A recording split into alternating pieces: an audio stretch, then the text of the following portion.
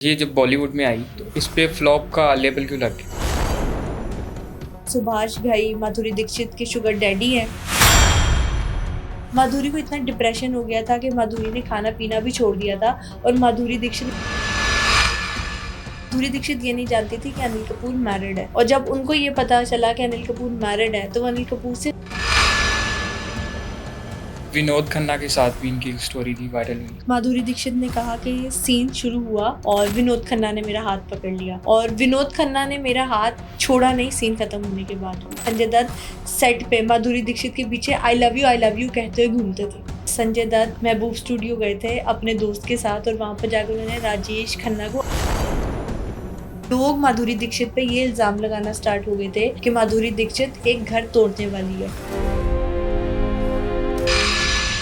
अच्छा, माधुरी की शादी कैसे हुई? बहुत ज़्यादा उंगलियां खड़ी होना स्टार्ट हो गई थी कि इतनी फेमस एक्ट्रेस और सिर्फ पैसे के लिए।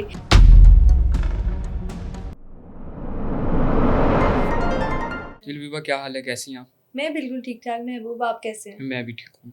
अच्छा, मेरा पहला क्वेश्चन आपसे ये है कि माधुरी दीक्षित बॉलीवुड में कैसे आई?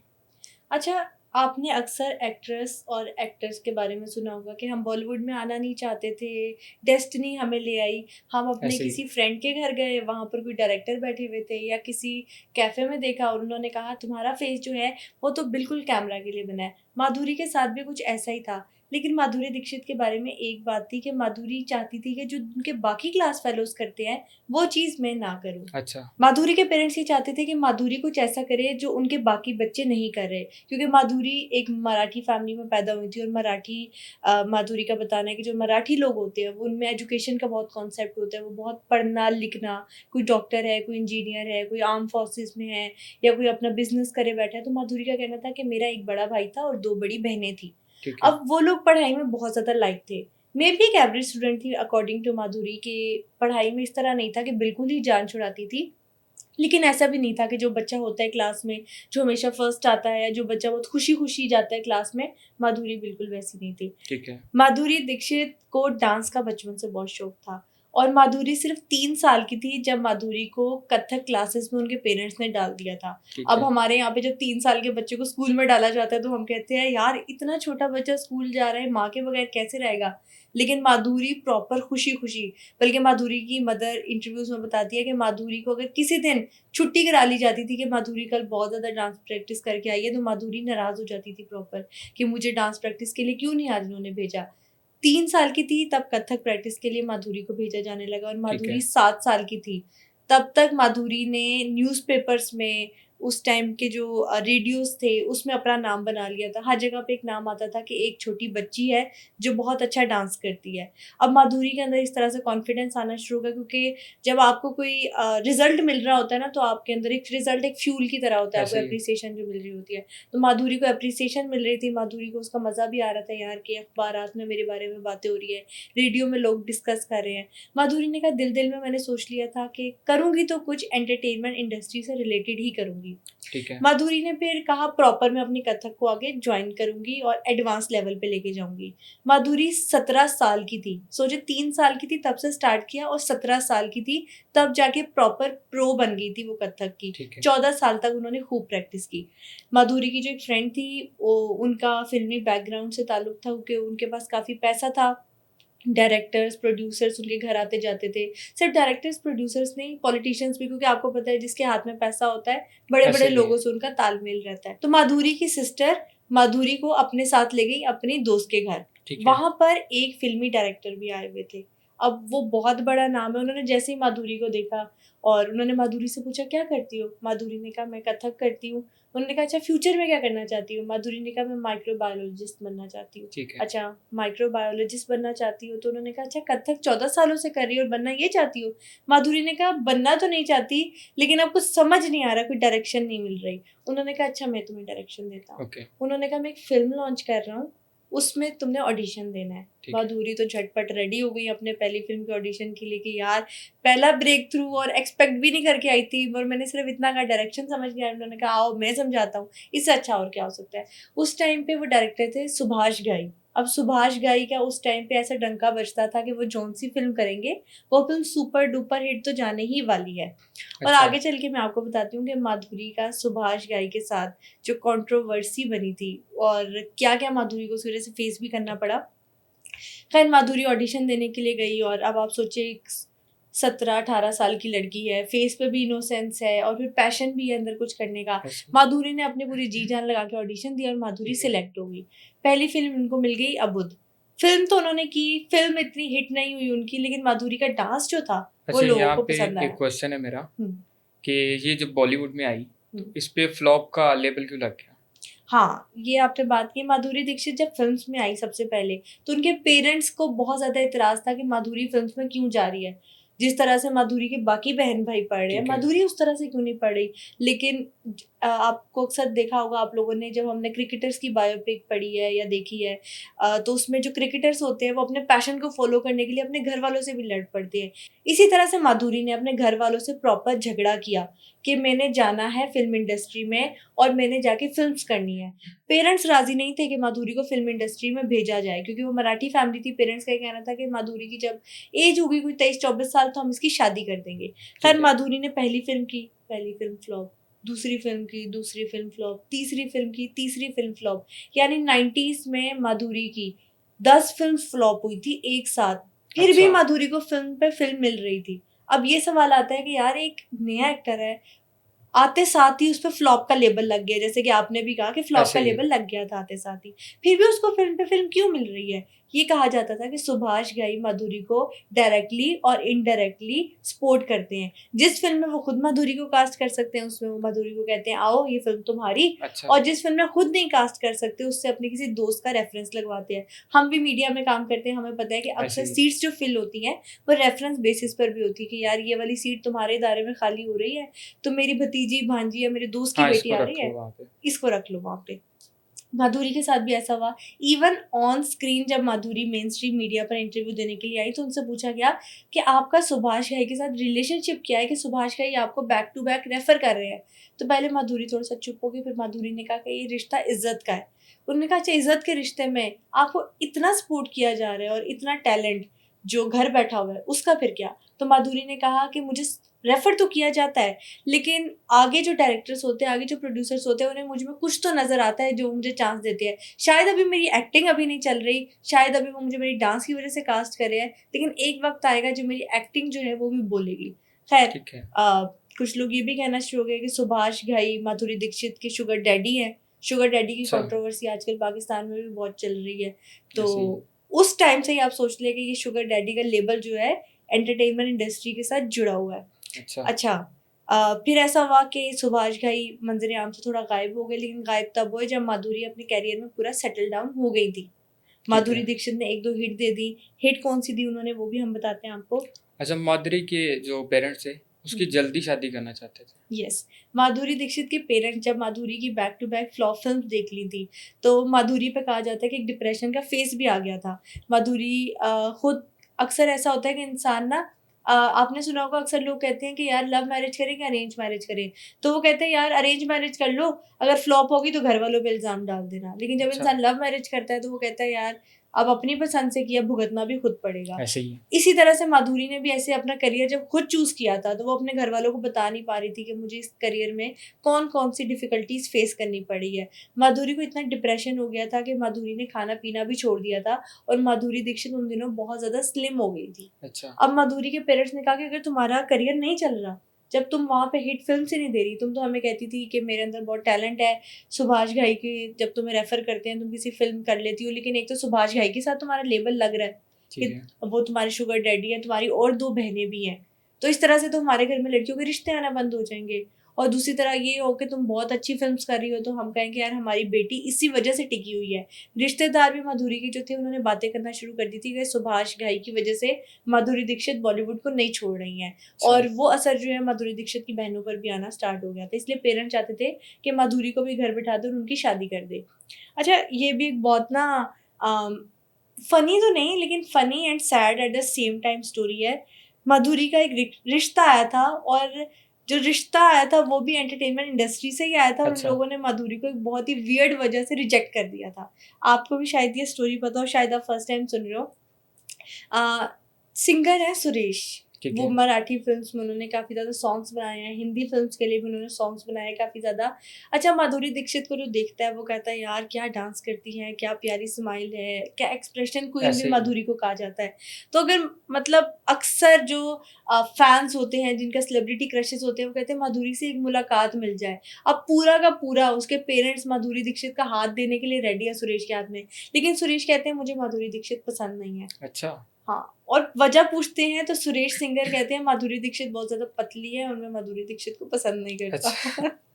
अच्छा, माधुरी दीक्षित के पेरेंट्स इस बात जब सुरेश ने माधुरी दीक्षित को रिजेक्ट किया ना, तो माधुरी दीक्षित कहती है कि मेरे पेरेंट्स को भी थोड़ा सा रियलाइज हो गया कि एक लड़की को क्या क्या डिफिकल्टीज फेस करनी पड़ती है। फिर माधुरी दीक्षित ने कहा कि फिर मेरे पेरेंट्स ने कहा कि अच्छा, अगर तुम अपना नाम बनाना चाहती हो कि लड़के तुम्हें तुम्हारी ब्यूटी की वजह से, तुम्हारी कुकिंग की वजह से, इस वजह से रिजेक्ट ना करेंगे, तुम घर झाड़ू पोछा कर लेती हो, पतली हो, काली हो, गोरी हो, ठीक तो है। चलो जाओ अपना नाम बनाओ।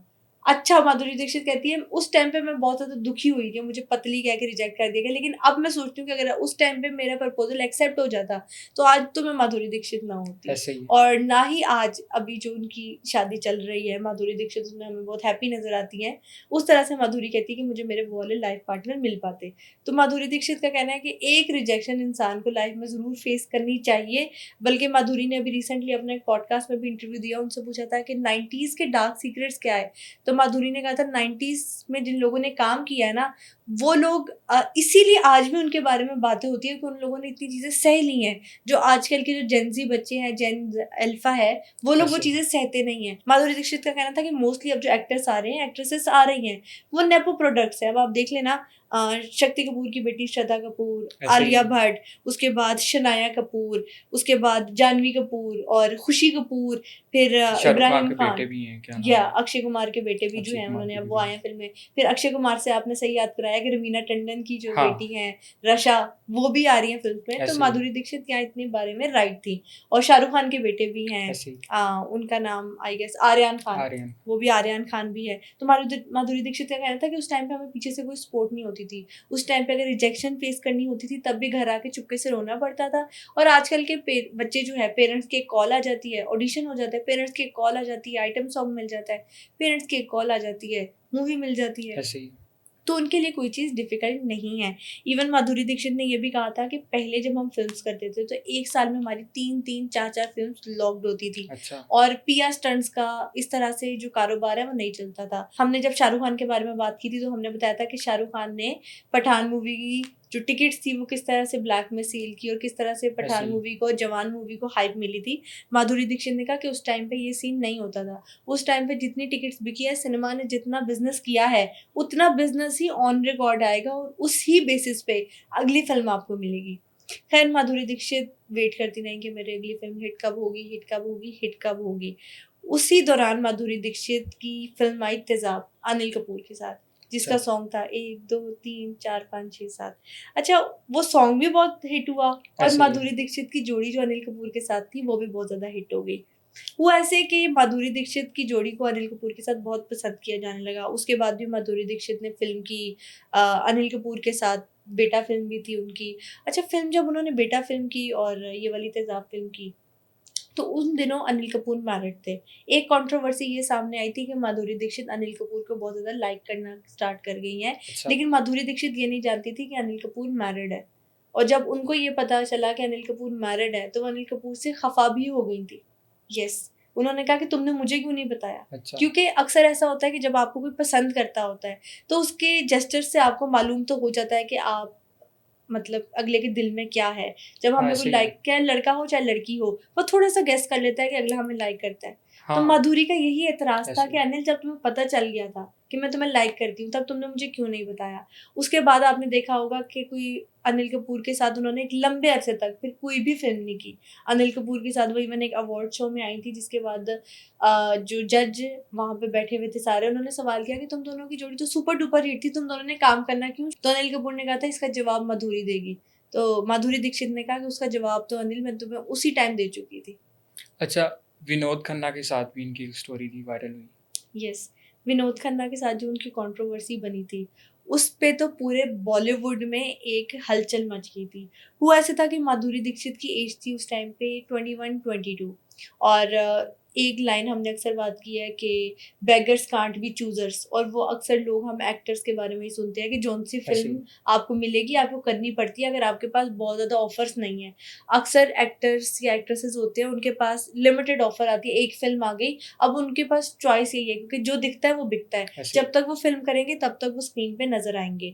तो माधुरी दीक्षित ने कहा कि उस टाइम पे इतना कॉन्सेप्ट नहीं होता था कि आपके पास 10-12 स्क्रिप्ट्स आ रहे हैं, 10-12 स्क्रिप्ट में से भी आपको कोई असिस्टेंट है जो आपको डायरेक्ट करे कि यार ये वाली स्क्रिप्ट अच्छी है, इस जो प्रोड्यूसर है उसके पास इतना पैसा है लगाने के लिए। उस टाइम पे जो फिल्म आती थी वो करनी पड़ती थी क्योंकि फिल्म्स करने के बाद ही जितना हम स्क्रीन पे नजर आते थे उतना ही हमारा जो आगे फेस है वो आगे वायरल होता ऐसे था। ही। खैर माधुरी दीक्षित ने कहा कि मुझे विनोद खन्ना के साथ एक फिल्म ऑफर हुई। विनोद खन्ना उस टाइम अपने लेट 40s में थे और माधुरी दीक्षित 21-22 की थी। माधुरी दीक्षित ने कहा कि जब मुझे फ़िल्म ऑफ़र की गई तो मुझे बताया गया कि आपका विनोद खन्ना के साथ एक सीन होगा। सीन इंटीमेट होगा लेकिन ये नहीं बताया गया कि सीन बहुत ज़्यादा बोल्ड होने वाला है। माधुरी ठीक है। दीक्षित ने कहा कि मैं उस टाइम पे एग्री हो गई, मैंने नई-नई 1-2 सुपर हिट्स की थी। मैं ये भी नहीं चाहती थी कि मेरा मीडिया इंडस्ट्री में तासुर बने कि माधुरी दीक्षित में बहुत ज़्यादा एटीट्यूड है या ठीक है। माधुरी दीक्षित विनोद खन्ना के साथ फ़िल्म को रिजेक्ट कर रही है क्योंकि विनोद खन्ना का उस टाइम पे अच्छा खासा नाम भी था। क्योंकि देखिए ना एक एक्टर है जिसने अपनी लेट 40s में अपनी सोचो उसने कितनी फ़िल्म्स की होगी और हर बड़े एक्टर के साथ विनोद खन्ना ने फ़िल्म की हुई थी उस टाइम पे। ऋषि कपूर हो गए, संजय दत्त हो गए, अमिताभ बच्चन हो गए। माधुरी दीक्षित ने कहा था कि मैं मौका नहीं गँवाना चाहती थी। माधुरी दीक्षित ने कहा कि सीन शुरू हुआ और विनोद खन्ना ने मेरा हाथ पकड़ लिया और विनोद खन्ना ने मेरा हाथ छोड़ा नहीं सीन खत्म होने के बाद भी, अच्छा। और मुझे फ़ील हुआ कि विनोद खन्ना ने ये ज़बरदस्ती किया है मेरे साथ। ख़ैर, विनोद खन्ना के साथ माधुरी दीक्षित का एक किसिंग सीन भी था और माधुरी दीक्षित कहती है कि मैं उस सीन की वज़ह से आज तक पछताती हूँ। हुआ ऐसा कि जब माधुरी दीक्षित ने वो सीन कर लिया, तो वो किसिंग सीन करने से पहले माधुरी दीक्षित ने अपने घर परमिशन नहीं ली हुई थी। और अच्छा। जैसे ही वो सीन ऑन एयर हुआ, माधुरी दीक्षित को अपने घर से बहुत सारी बातें सुननी पड़ी, ना सिर्फ़ अपने घर से।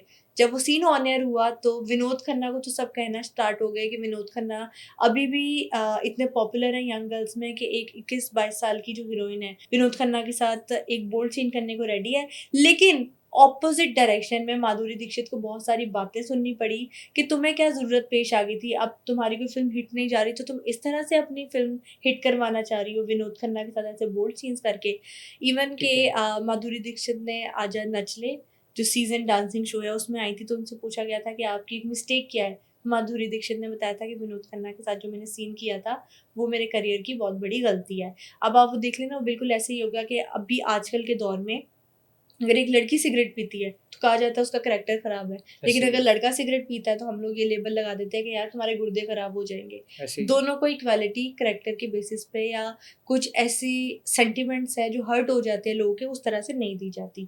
तो ये वाली बात आपकी बिल्कुल ठीक थी कि विनोद खन्ना के साथ जो उनकी कंट्रोवर्सी थी, उसको आज भी दुनिया इसी तरह से याद करती है और उसमें यही कहा जाता है माधुरी की गलती है। ठीक है। अच्छा, माधुरी अनिल कपूर से शादी करना चाहती थी। यस, माधुरी दीक्षित अनिल कपूर से शादी करना चाहती थी, लेकिन जब अनिल कपूर ने माधुरी दीक्षित का दिल तोड़ दिया था, तो फिर माधुरी दीक्षित का एक और एक्टर के साथ दिल जुड़ गया था और उनको हम सब जानते हैं।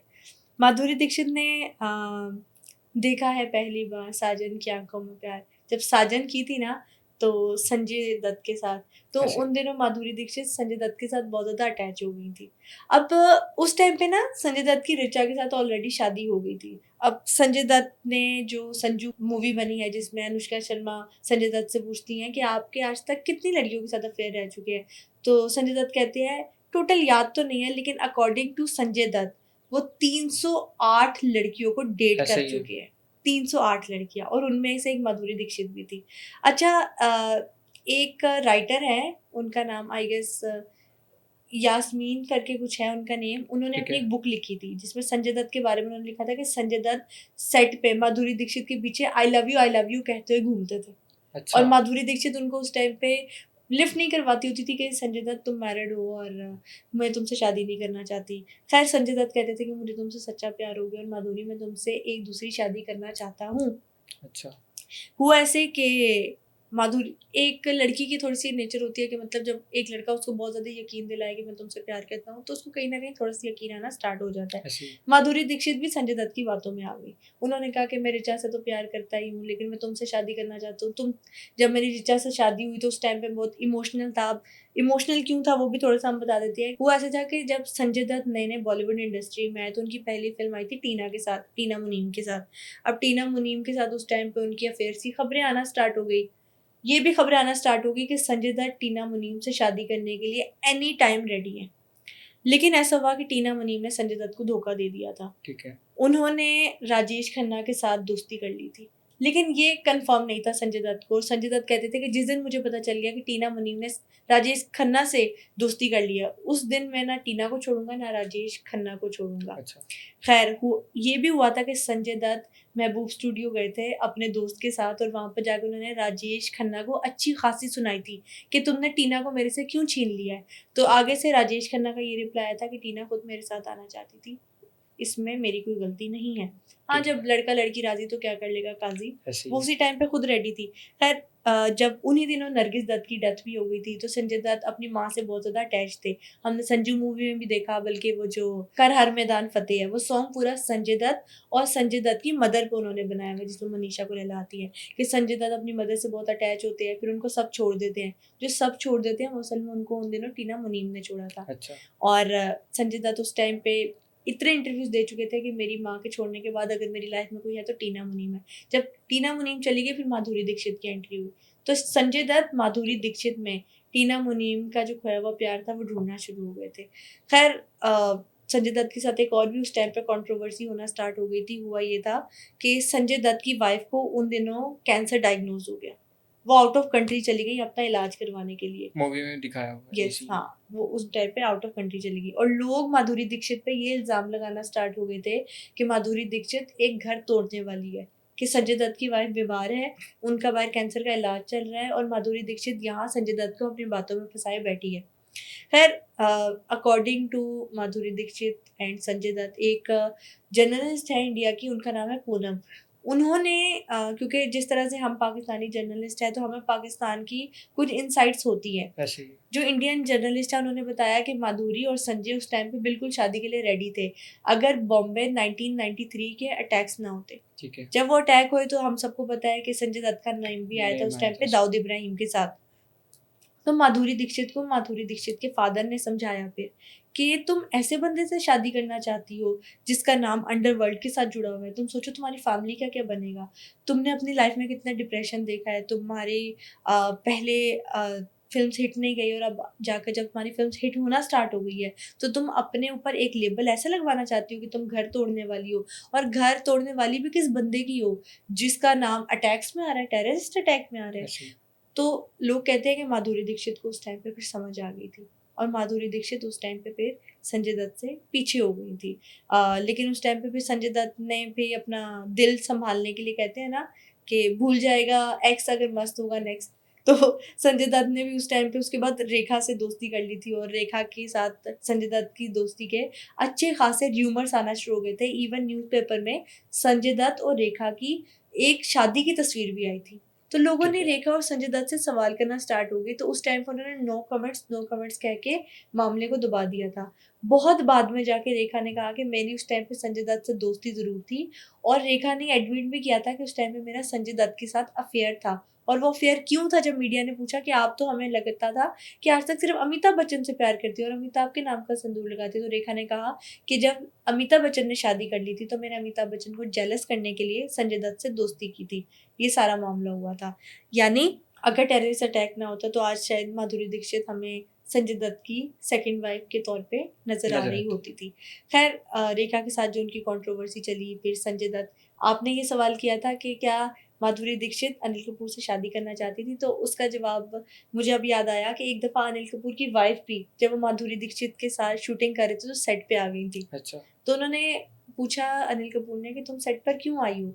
तो अनिल कपूर की वाइफ़ ने कहा कि पता नहीं जब भी तुम माधुरी दीक्षित के साथ शूट कर रहे होते हो ना, तो मेरा दिल बहुत ज़्यादा घबराता है।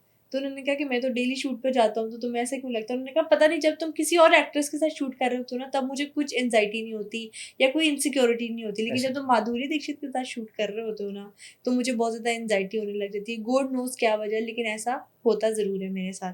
खैर उसके बाद एक दिन अचानक से माधुरी का जब संजय दत्त के साथ भी अफेयर ख़त्म हो गया, तो काफ़ी अर्से तक सुनने में यही आता रहा कि माधुरी दीक्षित सिंगल है, माधुरी दीक्षित सिंगल है।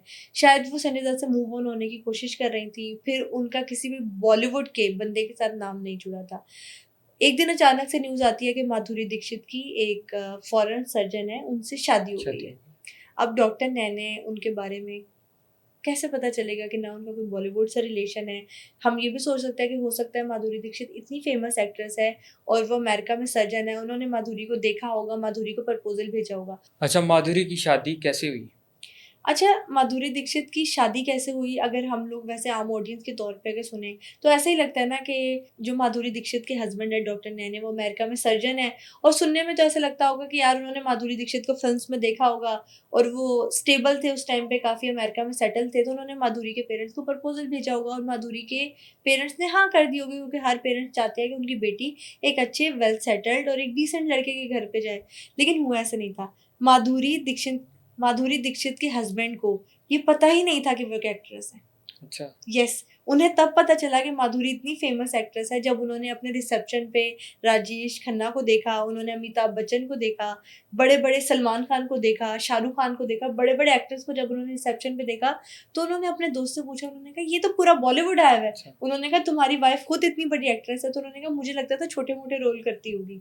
माधुरी दीक्षित के जो हस्बैंड है डॉक्टर नैने, वो माधुरी दीक्षित के भाई के दोस्त थे। और अच्छा, अक्सर ऐसा होता है कि उनके घर आना-जाना था माधुरी दीक्षित के जो भाई के साथ मिलने के लिए, खेलने के लिए या किसी भी तौर पे आना-जाना था। तो माधुरी के पेरेंट्स को तो रिश्ता पसंद ही था, लेकिन जो डॉक्टर नैने थे, उनके पेरेंट्स को भी माधुरी दीक्षित का जो रिश्ता था वो पसंद था। वो चाहते थे कि हमारे बेटे की शादी जो है, वो किसी इंडियन लड़की से ही हो। अब वो इंडिया में सबसे क्लोज़ माधुरी दीक्षित की फैमिली से थे, तो उन्होंने ठीक है। माधुरी का ही उस टाइम पे हाथ माँग लिया। खैर माधुरी दीक्षित की शादी हो गई। माधुरी दीक्षित ने अपने एक इंटरव्यू में भी कहा था कि मैं बॉलीवुड की हेक्टिक रूटीन से इतना तंग आ गई थी कि मैं एक स्पेस चाहती थी। इसीलिए मैंने थोड़ी-सी ब्रेक लेने की सोची, ठीक लेकिन है। मुझसे ब्रेक ली नहीं गई, क्योंकि जो ऑन कैमरा बंदा होता है, वो ऑन कैमरा ही रहता है। माधुरी दीक्षित ने अपना कमबैक किया जब उनके 2 बच्चे भी थे, 2007 में फ़िल्म आजा नचले से। फ़िल्म इतनी हिट ना हो सकी, माधुरी का कमबैक हिट ना हो सका। फ़िल्म के सॉन्ग्स जो थे, माधुरी दीक्षित की डांस की वज़ह से वो बहुत ज़्यादा हिट थे उस टाइम पे। फिर माधुरी दीक्षित ने एक आधी और फ़िल्म की, उस तरह से माधुरी दीक्षित का अभी भी फेम गेन की हुई है माधुरी दीक्षित ने। अभी माधुरी ने माँ-बहन भी की है, लेकिन माधुरी का अब वाला जो चार्म है वो थोड़ा-सा ख़त्म हो गया है। 2015 में हाँ, माधुरी दीक्षित अगर शादी के बाद किसी कंट्रोवर्सी में आई थी, तो वो ये कंट्रोवर्सी थी मैगी नूडल्स की। 2015 में ना माधुरी दीक्षित ब्रांड एम्बेसडर थी मैगी की, और मैगी पे उस टाइम पे इनऑर्गेनिक न्यूट्रिएंट्स अपने नूडल्स में इस्तेमाल करने की ठीक है। कंट्रोवर्सी चली थी। और माधुरी दीक्षित ने उस टाइम पे रिसेंटली मैगी की एक एड भी की थी, ब्रांड ठीक एम्बेसडर है। तो थी, एड भी की थी। और आज से अगर आप 10-11 साल पहले की बात है देख लें, तो मैगी नूडल्स जब हम छोटे बच्चे थे तो बहुत शौक से खाते थे और ऐसे ही फेमस भी बहुत थे। फ़ेमस थे, नए-नए तो लॉन्च हुए हाँ, थे। नए-नए लॉन्च हुए थे। तो माधुरी दीक्षित पे उस टाइम पे बहुत ज़्यादा उँगलियाँ खड़ी होना स्टार्ट हो गई थी कि इतनी फ़ेमस एक्ट्रेस और सिर्फ़ पैसे के लिए ऐसी अनहेल्दी प्रोडक्ट्स को प्रमोट कर रही है। उस टाइम पे माधुरी दीक्षित का कहना था कि उसके बाद मैंने अपने कानों को हाथ लगा लिए, तो मुझे इतनी बातें सुननी पड़ी थी, और माधुरी दीक्षित का कहना था कि मेरी अच्छी खासी फ़ैन फॉलोइंग ड्रॉप भी हो गई थी। और इवन जो माधुरी दीक्षित के साथ अभी मैंने आपको बताया कि रिसेंटली पॉडकास्ट भी हुआ, उसमें माधुरी दीक्षित ने काफ़ी सारी चीज़ें रिवील ठीक है। की है। माधुरी दीक्षित से पूछा गया कि आप इतनी पीक पे थी, फिर आपने क्यों सोचा कि यार मैं बॉलीवुड को छोड़ देती हूँ, ये आपके अंदर हौसला कैसे आया? तो माधुरी दीक्षित ने बताया कि जब भी मैं शूट पे जाती थी ना, तो मेरा घर पीछे से मेरी सारी मदर सँभालती थी, और मेरी लाइफ़ इतनी हेक्टिक हो गई थी कि आज शूट है, आके सो गई, ना मैं अपने बहन-भाइयों से बात कर पाती थी, ना मैं अपने दोस्तों से बात कर पाती थी। और फ़ेमस होने के बाद मुझे ऐसा लगता था मेरा कोई दोस्त भी नहीं रहा। कुछ दोस्त मेरे सिर्फ़ मुझसे इस वजह से मिलना चाहते थे कि मैं माधुरी दीक्षित बन चुकी हूँ, और कुछ दोस्त इस वजह से नहीं मिलना चाहते थे कि माधुरी बन गई हूँ, तो पता नहीं क्या एटीट्यूड आ गया होगा ऐसे मेरे ही। अंदर। तो माधुरी का कहना था मैंने अपने बहुत सारे दोस्त गँवा दिए, मेरा मेरा मी टाइम नहीं रहा, मेरा फैमिली के साथ टाइम नहीं रहा, और मुझे कॉन्स्टेंट डिप्रेशन रहने लग गया था कि यार एक फ़िल्म हिट हो गई, अब दूसरी फ़िल्म कौन-सी हिट होगी, एक फ़िल्म सुपर डुपर हिट हो गई, अब दूसरी कौन-सी होगी। इवन माधुरी दीक्षित ने कहा कि सलमान खान, मेरे बहुत अच्छे दोस्त हैं। इवन माधुरी दीक्षित ने कहा कि मुझे सबसे ज़्यादा दुख हुआ था कि जब मेरा नाम सलमान खान के साथ जोड़ा गया था, कि ठीक है। सलमान खान मेरा इतना अच्छा दोस्त है और सलमान खान उस टाइम पे ऐश्वर्या राय को डेट कर रहे थे जिन दिनों माधुरी दीक्षित के अच्छा। साथ नाम जोड़ा गया। लेकिन एक चीज़ बहुत ज़्यादा कॉमन नज़र आती है कि माधुरी दीक्षित को भी सुभाष घई ने बहुत ज़्यादा प्रमोट किया, और जो ऐश्वर्या राय हैं उन पे भी जब हमने बात की थी तो हमने कहा था कि जब सलमान खान के साथ ऐश्वर्या राय की कंट्रोवर्सी बहुत ज़्यादा चली थी फ़िल्म इंडस्ट्री में, तो उनको सलमान खान लेके आए थे, ये सारे जानते हैं। क्योंकि सलमान खान ने काफ़ी ज़्यादा लोगों का करियर बनाया, काफ़ी ज़्यादा एक्ट्रेसेस का, उनमें ऐसे ही। ज़रीन खान भी हैं, उनमें जो लक मूवी में एक लड़की आई थी जो ऐश्वर्या राय की लुक अलाइक थी, ठीक है। उनका भी बनाया था। फिर माधुरी दीक्षित भी थी, तो उनमें काफ़ी ज़्यादा एक्ट्रेसेस थी जिनका सलमान खान जिनको सपोर्ट करते हैं। अगर सपोर्ट करते हैं तो हमने बात की थी खराब भी करते हैं, और उन्होंने जो ऐश्वर्या राय ने ये भी इंटरव्यू दिया था कि मेरी वजह से सलमान खान ने विवेक ओबराय का करियर ख़राब किया है।